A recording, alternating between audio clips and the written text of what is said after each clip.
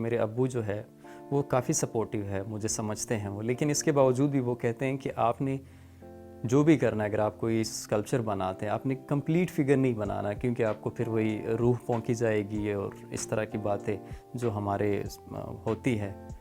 تو اس وجہ سے وہ منع کرتے ہیں۔ اور میں وہ چیزیں وہاں پہ نہیں بتا سکتا، کیونکہ میں کرتا ہی فگر ہوں اور میں کمپلیٹ فگر موسٹلی کرتا ہوں۔ میرا نام ہدایت اللہ خان ہے اور میں لکی مرود سے بلانگ کرتا ہوں، صوبہ خیبر پختونخوا۔ پاکستان میں اسکلپچر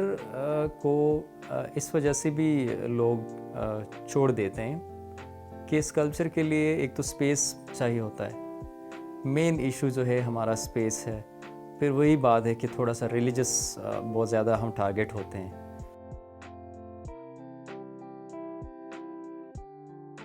کہ موجودہ حالات میں جتنے بھی ایمرجنگ آرٹسٹ ہیں وہ بہت زیادہ سروائیو کر رہے ہیں، بہت زیادہ پینک ہے۔ ابھی ہمارے کچھ فرینڈز ہیں جو ہمارے بیس کے ہمارے سینئرز ہیں، ان کے شوز ہوئے ہیں اور ان کا کام واپس آ گیا ہے، سیل ہو کے دوبارہ واپس آ گیا ہے،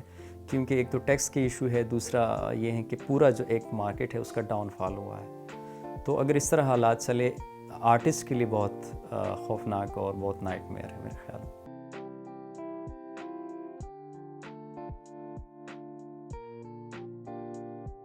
تو میرا جو کام ہے وہ پولیٹیکل ایشوز پہ ہیں، سوشل اینڈ پولیٹیکل ڈسٹرکشن پہ ہیں، کہ آرٹسٹ سمجھتا ہے، وہ سینسیٹیو ہوتا ہے اور وہ چاہتا ہے کہ وہ جو بھی ہو رہا ہے سراؤنڈنگ میں اس چیز کو